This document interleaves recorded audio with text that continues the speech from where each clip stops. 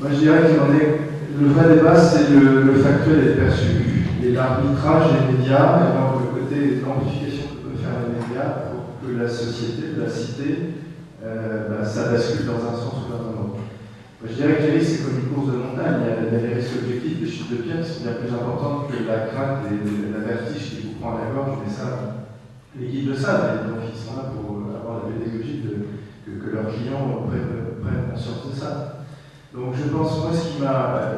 on prend l'exemple du vaccin d'hépatite B, où les médias et les juristes, les professionnels du droit, ont donné raison aux possibles augmentations de risque escomptées, etc. On sait bien que d'un point de vue factuel, et ça, les médias refusent de répercuter ça et de convaincre la cité de ça, on a devant nous des milliers de cancers de foie qui vont tuer des milliers de gens, par opposition à un putatif risque d'augmenter, de faire apparaître une maladie qui serait peut-être apparue quand même chez les patients qui sont dans le monde. Donc là, moi, ce qui m'a sidéré le plus actuellement dans laquelle je crois qu'on est dans une société depuis la Deuxième Guerre mondiale, on n'a que des droits et très peu de devoirs, où on est devant un risque potentiel, on ne sait pas si cette pandémie arrivera, mais où il va falloir faire action, et où pour l'instant, je trouve que les médias vont plutôt dans le sens de quand on se réveille le matin sur la radio, on va interroger le médecin qui dit qu'on nous cache des choses, que dans le développement du vaccin, il a lu sur Internet, sur un forum, etc. Et moi, ce qui me fascine le plus finalement dans l'épisode actuel, c'est la position du corps médical. C'est-à-dire que les médecins qui sont à bac plus de 10 ans devraient, dans le débat entre le factuel et le ressenti, se faire entendre raison eux-mêmes. C'est vrai que un troisième partenaire dans cette affaire sont les médias. Bon, les médias aussi, c'est quelque chose qui fluctue. Hein. Vous avez vu cette arrivée la place dans les médias début septembre, pendant 15 jours, 3 semaines, où là, il y a une période où on peut rien accompagner. Enfin, c'est de l'actualité au jour le jour. Et dans le même temps, d'ailleurs, aux États-Unis, en Allemagne, en Angleterre, il n'y avait rien au niveau médiatique. Hein. C'était quelque chose de terriblement français. Et on voit bien aussi, là, depuis maintenant 15 jours, et heureusement d'ailleurs, que les choses sont beaucoup plus calmes. Bon. Alors, après, sur la place des médecins eux-mêmes, je suis assez d'accord sur l'analyse. C'est-à-dire que l'enquête le reflète d'ailleurs un peu, hein, qui a été réalisé. Et il y a un message un peu confus de la part du corps médical dans son ensemble, et en particulier des prises de position qui sont plus écoutées par certains médias, et probablement une information des généralistes qui est incomplète. Et comme ils sont considérés comme finalement médecins de famille, au sens encore qu'ils ne sont plus d'ailleurs, hein, la vie d'un certain nombre de ces médecins joue un rôle important. C'est pas que je suis en train d'opposer médecins hospitaliers et médecins de ville, c'est pas du tout ça. Mais comme eux-mêmes ont une information qui n'est pas une information médicale et scientifique, mais plus une information issus des médias et qu'ils essaient de digérer et de retransmettre, on est dans une sorte de cercle vicieux.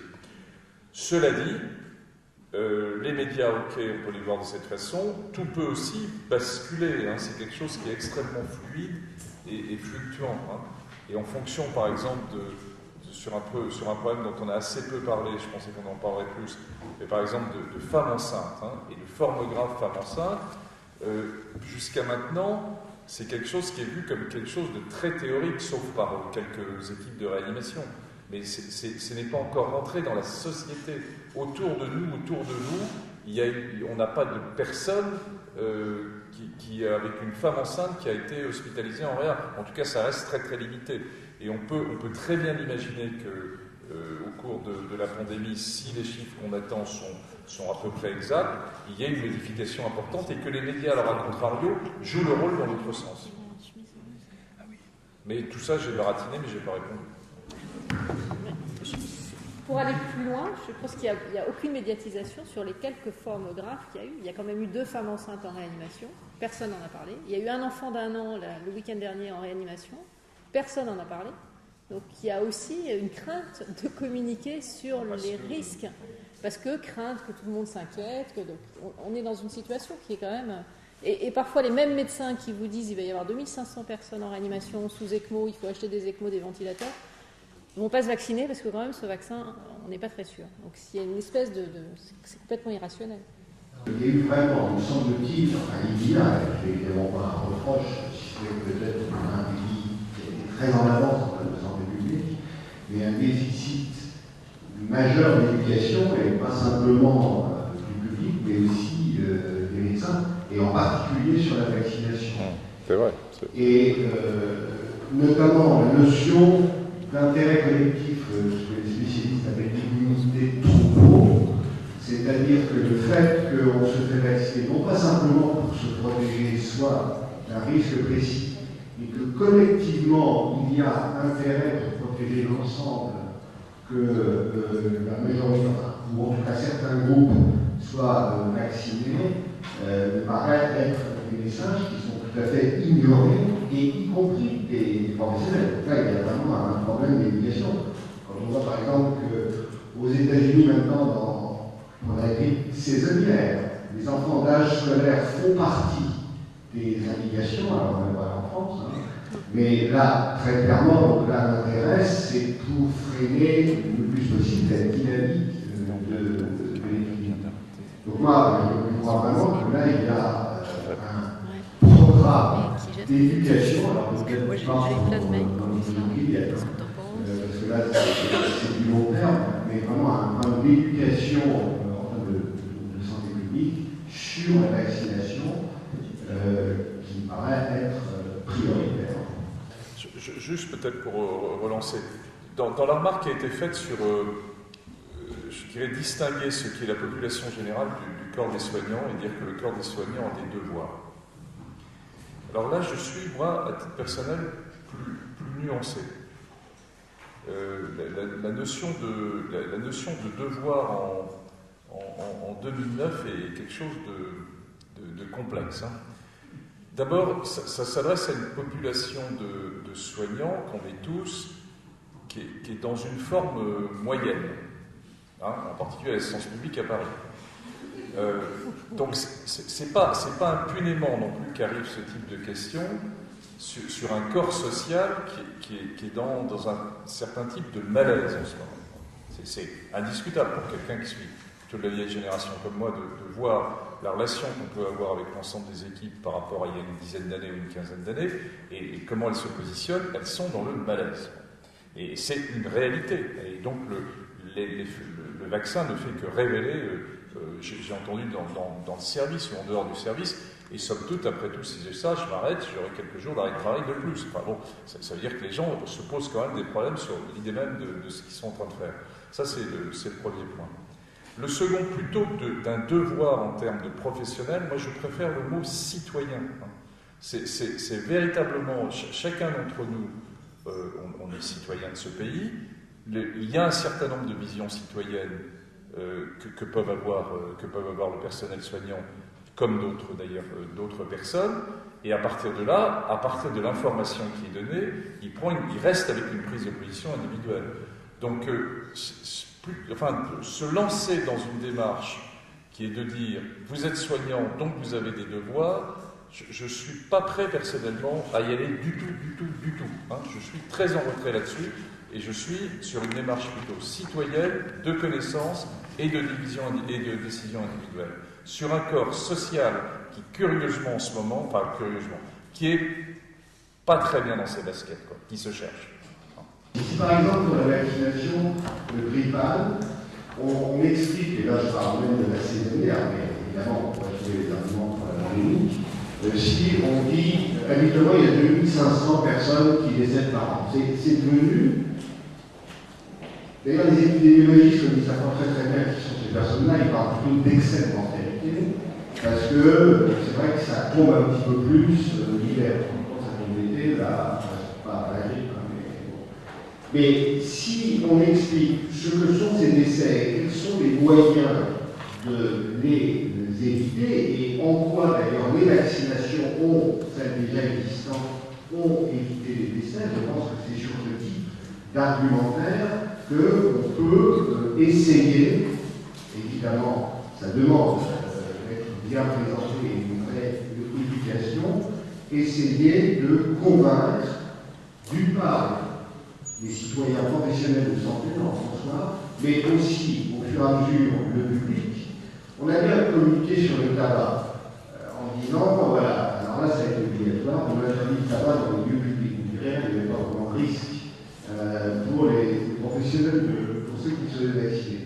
Mais là, on a quand même, me semble-t-il, réussi avec, ça a été du travail, avec une communication et avec une éducation à entraîner quand même des contraintes assez fortes, parce que là aussi, il y a un comportement troupeau qui est important, qui a été parfaitement analysé, pour l'intérêt du plus grand nombre.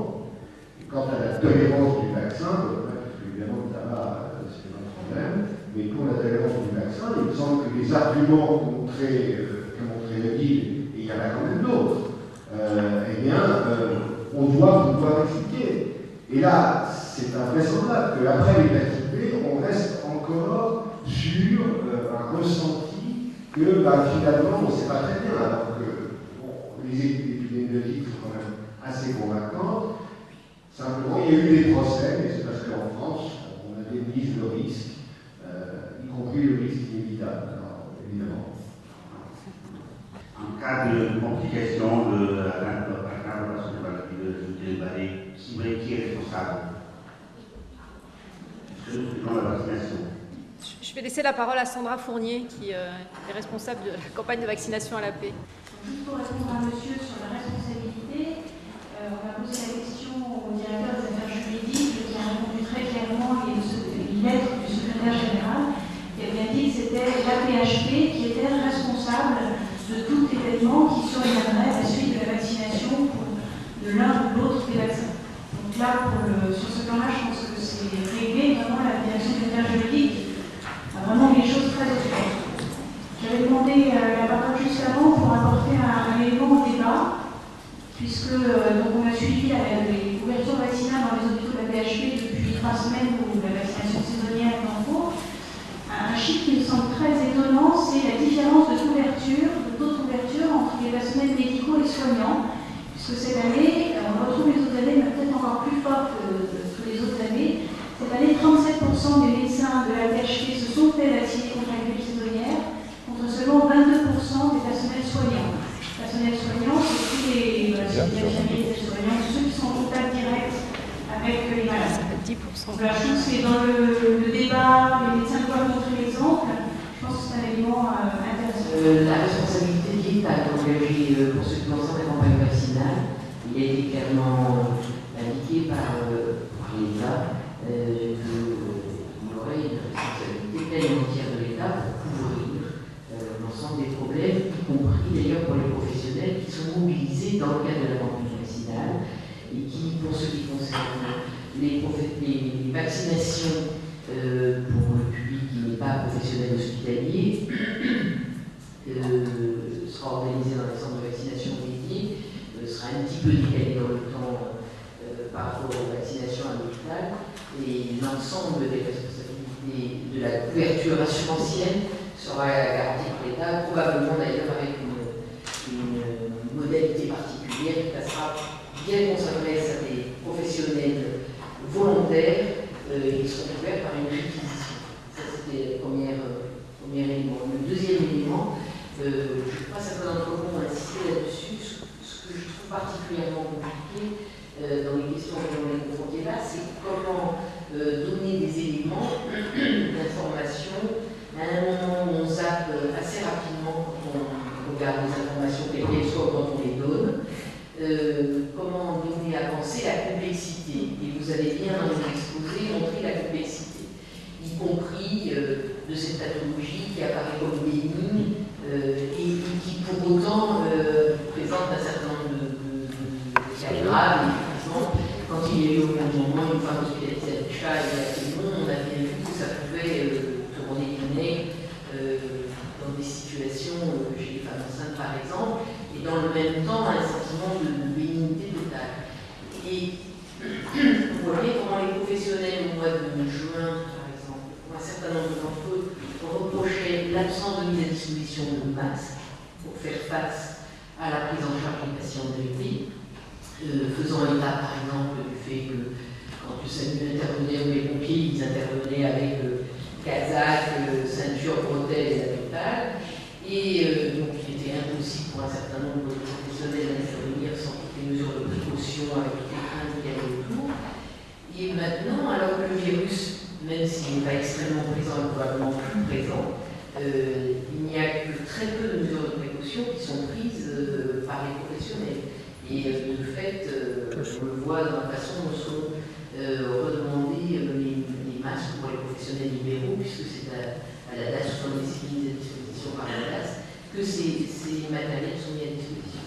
Donc mon propos, c'était, on est certes en grande partie dans l'irrationnel, et on est aussi dans la gestion d'informations complexes qui passent probablement par des temps, des débats que la Société française scientifique appelle le C2, que certains comme vous mettent en place, et qui sont probablement très largement insuffisantes. Bon, les journaux affirment en 3 lignes dans le métro du matin, ou dans je ne sais pas quoi, la dernière vérité sur le vaccin, qui appelle un jugement définitif. Enfin, le débat public, il est nécessaire et il pourrait être monté, mais dans quelles conditions, comment, etc. C'est sûrement la voie citoyenne. Ce qui nous manque, en fait, c'est les associations de futurs patients. Mais comment monter une association des femmes enceintes qui devraient être touchées par H1N1 ?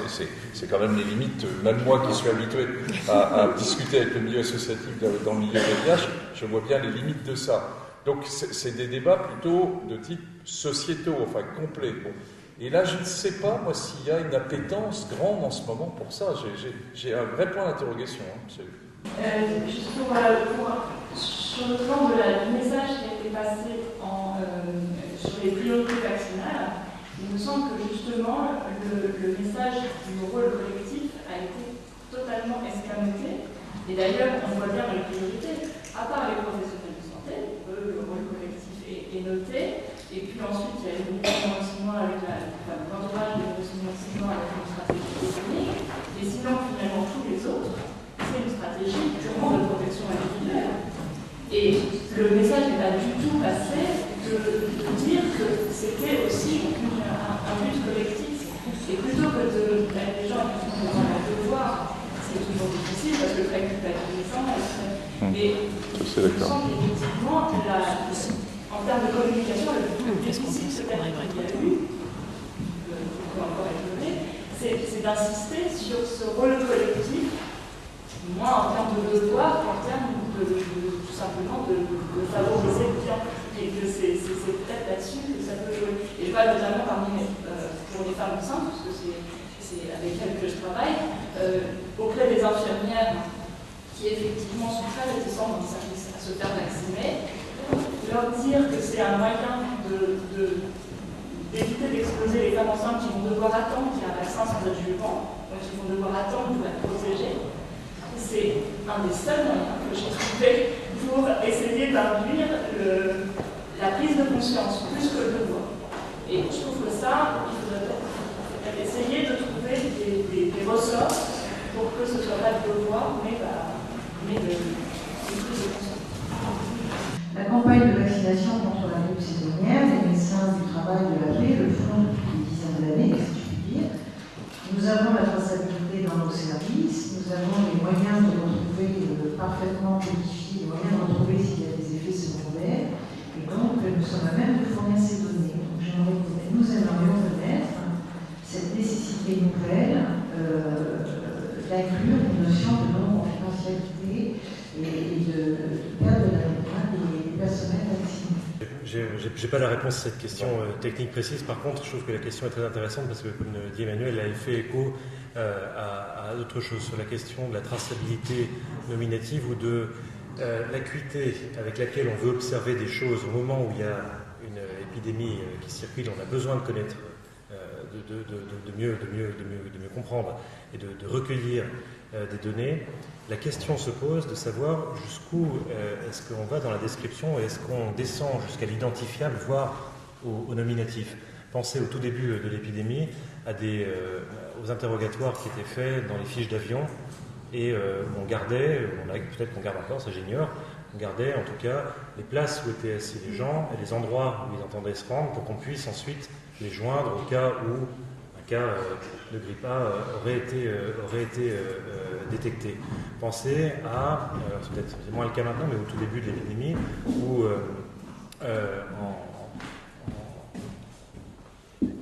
en créant des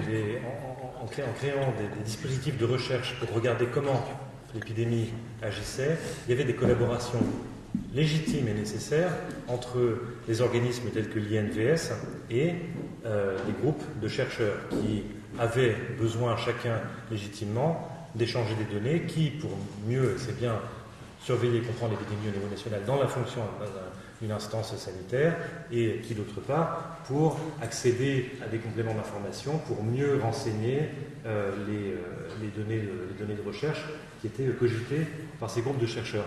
Ça pose la question de l'anonymat et de la traçabilité dans un contexte d'urgence. C'est une excellente illustration. Emmanuel évoquait au début surveiller et punir et Foucault, donc on peut en revenir à ça fondamentalement. En tout cas, on peut se contenter d'observer qu'il y a des multitudes de questions importantes telles que celles que vous posez, auxquelles il ne faut pas ne pas répondre aujourd'hui, même si on ne fait pas parfaitement. La question que vous avez parfaitement formulée, je trouve, c'est au nom de quoi le rationnel et les principes sur lesquels on décide que ce n'est pas anonyme. L'administratif à l'hôpital, alors, je ne sais pas, mais effectivement, on manque quand même cruellement d'informations sur. On parle des secondaires, des écrans, etc., mais on en parle beaucoup parce qu'on n'en connaît pas. On ne connaît pas beaucoup, on ne connaît pas grand-chose dessus. Et je trouve que, en tout cas, personnellement, je me sens plus concernée par la vaccination en tant que femme enceinte. Et je me dis, voilà, la question, quel est le bénéficiaire, c'est effectivement quand on sait qu'on n'a pas le recul, justement, Aujourd'hui, on n'a pas de données sur la tolérance de cet adjuvant chez la femme enceinte, puisqu'elles n'ont pas participé aux essais. Les peu de données qu'on ait, c'est des femmes qui ont reçu un vaccin avec un adjuvant, ne sachant pas qu'elle était enceinte. Et donc ces données-là ont été reprises, ont été collectées. Il n'y a pas aujourd'hui d'éléments particuliers, mais elles sont très peu nombreuses. Et donc, par mesure de précaution, c'est vrai qu'on a préféré ne pas recommander ces vaccins avec adjuvant chez la femme enceinte, dans la mesure où on avait des vaccins sans adjuvant qui allaient arriver bientôt. Donc ces vaccins-là, on les connaît, on les a déjà utilisés chez la femme enceinte. Donc on n'a pas d'inquiétude par rapport à ces vaccins sans adjuvant. Et dans la mesure où ils vont être disponibles, on préfère, et que le virus ne circule pas aujourd'hui, qu'il n'y a pas 45 femmes enceintes en réanimation, c'est évident que si la situation changeait, on changerait les recommandations. Mais aujourd'hui, on préfère attendre que le vaccin qu'on connaît, qu'on a déjà utilisé chez la femme enceinte, parce qu'il faut savoir qu'aux États-Unis, la vaccination grippale est recommandée de façon systématique chez les femmes enceintes. Ce n'est pas un truc comme ça nouveau qui sort. Donc, le vaccin grippe saisonnier est utilisé de façon systématique chez les femmes enceintes. Donc on a recommandé d'attendre que le vaccin sans adjuvant, qui est le même que le vaccin grippe saisonnière, arrive pour vacciner les femmes enceintes. Si demain on avait 30% des femmes enceintes qui étaient infectées par la grippe, dont la moitié en réanimation, bien évidemment, on changerait de recommandation et on utiliserait l'adjuvant. Voilà, c'est comme ça que les choses se discutent.